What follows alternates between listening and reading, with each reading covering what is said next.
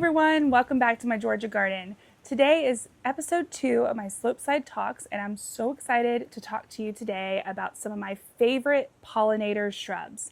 Each of these shrubs has earned a permanent place in my Zone 8A garden here in Georgia. There are so many wonderful pollinator shrubs out there. This is just a small percentage of those, and the ones that I have been able to grow in my small space here. This garden is only about a 1/4 acre, and most of my garden space is actually on the hillside behind me. Today, I just wanted to dive in a little bit deeper into some of the pollinator shrubs that have been working well for me over the years. This garden is 5 years old, so each of these shrubs has been established in my garden for at least a few years now. These are the shrubs that I see the bees and butterflies and all the pollinators actually use season after season. And if you garden for the pollinators like I do, I think you will find at least a few of these that you like too. First up is one of my earliest spring bloomers and one of the toughest native shrubs that I grow. This is Fothergilla Mount Airy. Mount Airy Fothergilla is planted in one of the toughest spots in my whole garden. It's a narrow 4-foot wide bed on the south to southwest side of my house. It bakes in full sun all day and gets almost no supplemental water. During its first summer in the ground, the leaves got a little burn, but once it was established, it hasn't shown a single sign of stress since. It blooms in April before the leaves even flush out with these white bottle brush flowers that early pollinators rely on. Completely clean, no leaf spot, no insect damage, and it turns shades of red, orange, and yellow in fall. So this is really a 3-season shrub. After 4 years in this small space, it has never been pruned and has never grown into the house. It just stays neat and tidy at 4 feet wide and about 5 feet tall. Because it blooms on old wood, you don't want to prune this one. It makes a perfect plant for that spot in your garden that you can't easily get to, like the top of my slope. It's just a beautiful, really underused ornamental shrub that is tough, drought tolerant, and just a great early pollinator source. The next shrub is also native to the southeastern US. This is Little Henry Itea, or Virginia Sweetspire.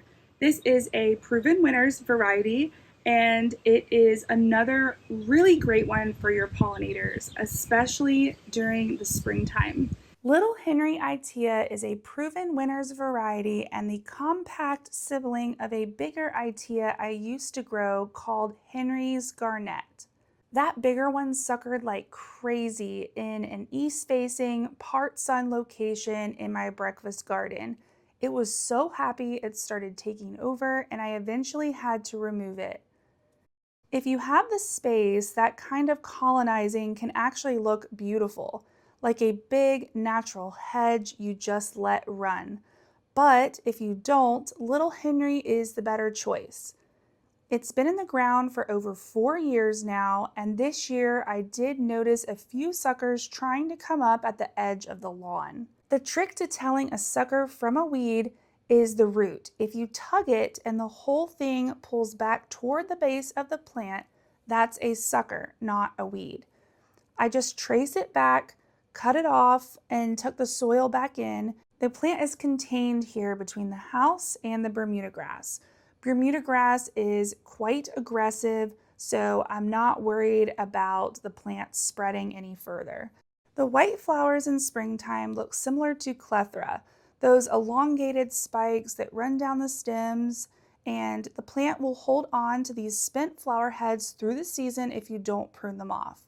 The fall color on this plant is a stunning burgundy red, and the leaves hang on well into the wintertime.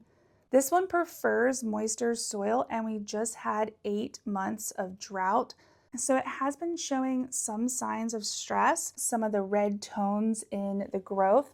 And after recent rains, it has bounced back with healthy new growth. after 4 years in the ground, it is about the same size as the Fothergilla that I just showed you, around 5 to 5.5 feet tall and 4 to 4.5 feet wide. A great early white flowering native for pollinators, but just know what you're getting into with the potential for suckering. Okay guys, I love this next one so much. This is Ruby Spice Clethra, a fantastic native shrub. It gets all the pollinators, and I mean all of them. This is planted in the hottest, driest spot in my garden. It gets full sun all day on the southwest side of my house, and it only gets water from rain. What's interesting about that is Clethra is actually native to wet soils along the East Coast, but this particular one has thrived in dry conditions without a single issue. It's been in the ground since spring 2022, over 4 years now, and it's almost 6.5 feet tall, but it stays very narrow. So it's only about 3.5 to 4 feet wide, with a lovely upright habit that fits perfectly in this 4-foot wide bed. It's interesting because Japanese beetles will nibble the top leaves just a little bit, but it has never really caused damage to the plant. The real star of this shrub is the late summer bloom. The buds are forming right now in late June into early July, and I'm hoping that they'll be open in time for my July garden tour. Ruby Spice gets these gorgeous pink flowers in late summer, and they are incredibly fragrant. You'll smell them before you see them. When they open, this plant is just covered in bees, wasps, tiny flies, and all the pollinators. Pollinators that I don't get to see in other areas of my garden. This shrub also gets a beautiful yellow fall color, which I love. I also grow another variety of Clethra called Sugartina Crystalina, which is a proven winners selection with white flowers that are already starting to come into bloom right now. This shrub is planted in part sun, and it's shaded by the house from around noon through the afternoon and evening hours. This plant does sucker much more aggressively than Ruby Spice, true to its preference for that moist, shadier spot. So I do need to keep it in check, or I may end up having to relocate it up on my slope. You can see all these little suckers around at the base of the plant. Both varieties do have fragrant flowers that are loved by all the pollinators, and it's definitely worth adding to your garden. Plant will just bring so much life into your garden. The next shrub is Arrowwood Viburnum. This is a tough native. It had a rocky start here in my garden, but it has now found its happy place. Let me show you. This is the straight species, not a cultivar, of Arrowwood Viburnum. I found it at a local native plant nursery, and the grower told me it could handle a wide range of soil types and was just a tough plant overall. I first planted it in a part shade spot where I had taken out some Itea, but after a garden redesign, I decided it wasn't the right location and dug it back up. I wasn't able to get all of the roots, so it sat in a pot for a while afterward, and honestly, I thought I may have damaged it too much for it to bounce back. I ended up adding it to the top of my slope garden to see what would happen, and it turns out it has loved it up there. It had never flowered in part shade, but as soon as it got more sun on the slope, it started blooming, and it looks beautiful during the springtime. This plant is still on the smaller side and getting established, but it's already flowering and it's fruiting for the birds in the fall. So I just expect the display of flowers and fruits to just keep getting better year after year as it matures. Next is one of my favorite all-time native shrubs, Ninebark. I fell in love with this shrub back in Oklahoma, and it has been a great shrub since I planted it here in my Georgia garden back in 2021. When When I first discovered Ninebark in Oklahoma, I fell for the peeling bark and these white Spirea-like flower clusters in spring. These shrubs bloom during the month of April, and the pollinators just love them. They then develop these bright pink seed heads that will fade to a brown color by the summertime.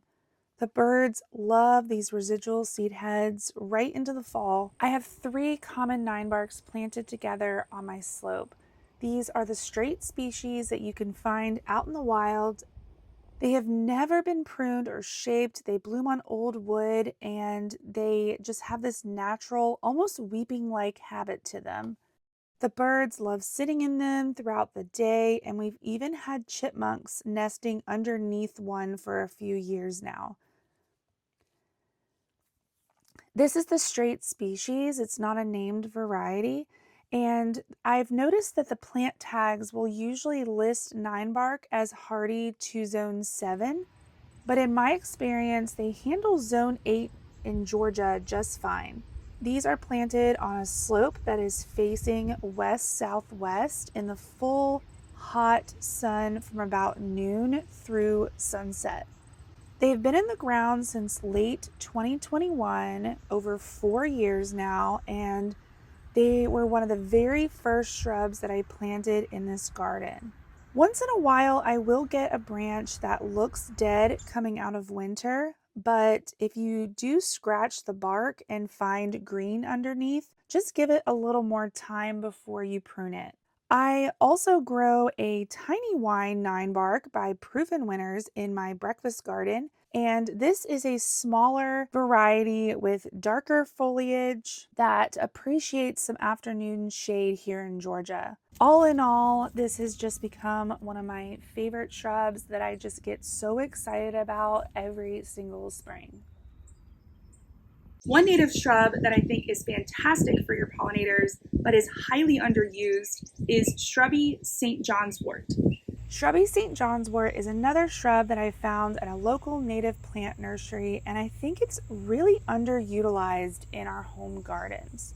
The foliage is a lighter green than a lot of my other shrubs, which adds some nice texture and variety. It blooms yellow from late May through June, and the bees absolutely love it. Along with other small pollinators and butterflies, it blooms on new growth, so I do come through and lightly trim it with some head shears in the late winter, early spring. Though it doesn't really require pruning because it naturally holds a neat, tidy, rounded shape on its own. And it has been a great low maintenance addition for bees, butterflies, and all the other small beneficial insects.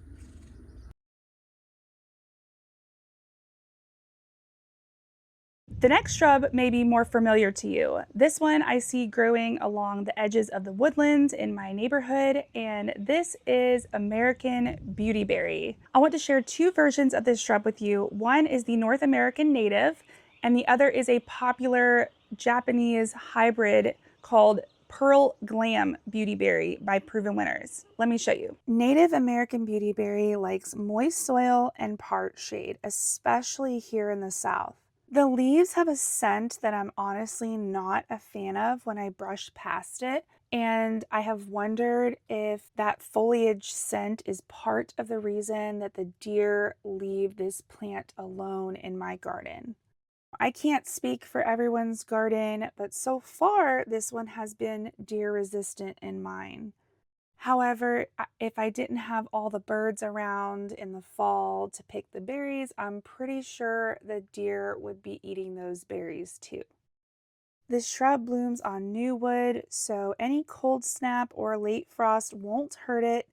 It might just leaf out a little bit later than expected, but it will get fuller every year. In the late winter or early spring, I will typically prune the shrub back to a couple feet off the ground just to help control the size here in my breakfast garden. However, this year I am experimenting with leaving a few of the sturdiest stems a little bit taller, hoping that that extra height will give the branches some more strength to hold the weight of the berries in the fall, instead of the plant weeping all the way to the ground. The birds tend to not eat the berries when they're laying on the ground, so I'm hoping that this will help keep those berries elevated a little bit more and the birds can enjoy all of them. If you're going to plant this shrub in your garden, I definitely recommend that you give it some space. This plant really needs some room to grow. I would say at least a 5 by 5 area.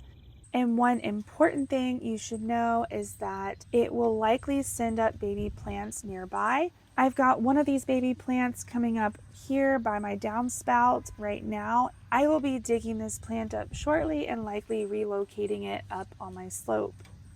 I also grow a popular selection of Beautyberry called Pearl Glam by Proven Winners. This one is planted on the north side of my house, getting afternoon sun all the way through sunset. This one is not native to the US. It is a Japanese hybrid, but that has not stopped the bees from loving these flowers during the summertime. This one is compact and slow growing, and it has not tried to sucker or send up other plants at all. So this one is a much more compact, tidy variety of Beautyberry, and it also has the darker leaves, which can add some additional interest to your garden. This one is quite slow growing, so just have some patience with this one because it will take a bit of time for it to get bigger and better. But it is a well-behaved, tidy plant that I think you will love in your garden. And of course, the pollinators will love it too. The next segment is a little bit of a lesson, so stick with me because not all hydrangeas are equal when it comes to feeding our pollinators. There's a huge range of hydrangeas out there, but they are not all created equal for pollinators. Some hydrangeas are bred purely for beauty, and some actually feed the wildlife too. I want to start with panicle hydrangeas, those classic limelight and little lime types that most people picture, those big, bright mop head blooms. Unfortunately, those flowers are sterile, which is part of what gives them that beautiful papery texture in the fall, but it also means they don't have the flower parts that produce nectar and pollen.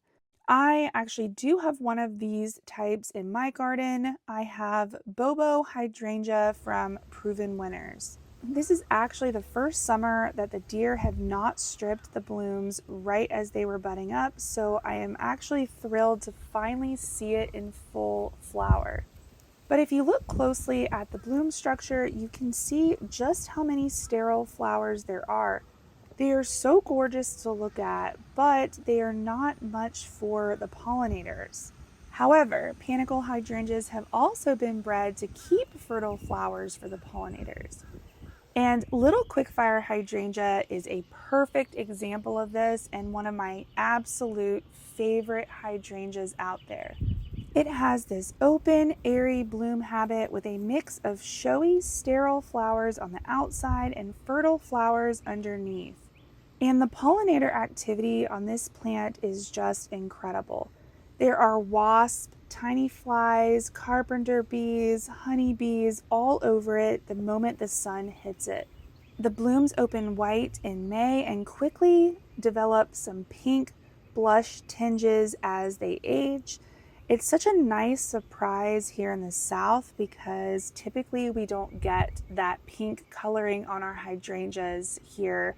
We just don't have those cooler nighttime temperatures that typically give us that pink coloring. So for this one to get a little bit of pink coloring on it is such a treat. This shrub has actually only been in the ground for 2 years and it's already 4 to 5 feet tall and wide with sturdy stems that are just loaded with life. I even leave the spent blooms on through the winter time because they're just so pretty.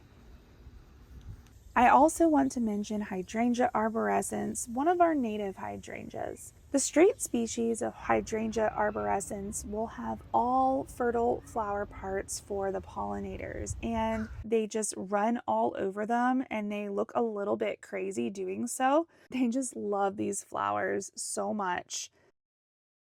Next up is a compact Spirea, one of my absolute favorite shrubs. This is Double Play Doozie Spirea from Proven Winners. I absolutely love this shrub. It adds so much interest to your southern gardens, and it is basically a 3-season plant. So let's take a closer look and I'll show you why the pollinators love this one. I can't say enough good things about this plant. It is my absolute favorite Spirea. It comes out in early spring with this bright red burgundy new foliage that matures to a darker green. It starts blooming in April and just keeps going all summer long with bright pink flowers that the bees and butterflies just love. It blooms on new growth, so I will prune it back in the late winter, early springtime, and then just let it flower the rest of the season. The new blooms keep covering up the old ones, so there's always color on this plant.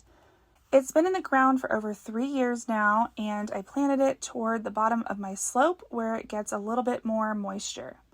It's thriving and just a great manageable size that plays nicely with everything else around it. It would also be beautiful as a large hedge or planted in a drift. And last but not least is butterfly bush. I have to talk about this one because I have so many different varieties in my Georgia garden. There are 2 varieties that really stand out here in my Georgia garden, so let's take a closer look. Most of us already know butterfly bush, and it does great here in the south as long as it gets good drainage and doesn't sit wet over winter. It blooms from early summer all the way through frost and loves hot, dry, sunny locations. This is one that seems to pull in butterflies more than bees, swallowtails specifically, plus the occasional hummingbird, and my favorite right now is Lil Raspberry, part of the Butterfly Candy series. It is a true dwarf variety, about 2.5 feet tall and wide, and the flower clusters are so tight together that at peak bloom, the whole plant almost looks a solid pink against its foliage. I prune it back by about half in late winter, timing it after our worst frost risk has passed. I saw the whole Butterfly Candy series at Jim Putnam's open garden in Raleigh, and Lil Raspberry was the standout in his garden as well. I also grow butterfly towers from Southern Living. This variety is tall and narrow. It gets to be about 6 to 7 feet tall, but it stays upright with no flopping into the house, and it stays neat and tidy tucked into my 4-foot wide bed. The white flowers draw in just as many pollinators as the colored varieties of butterfly bush.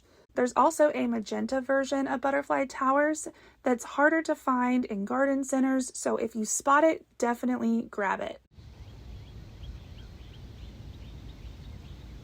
So that's 10 pollinator shrubs that have earned a permanent place in my Georgia garden. Whether you garden on a slope like I do, or you're just trying to find ways to support our pollinators, I hope this video was able to provide a few ideas for you to try. Let me know in the comments which one was your favorite, and if you're interested in seeing more from my trip to Raleigh, I have a little bit of footage and a few photos coming up right after this.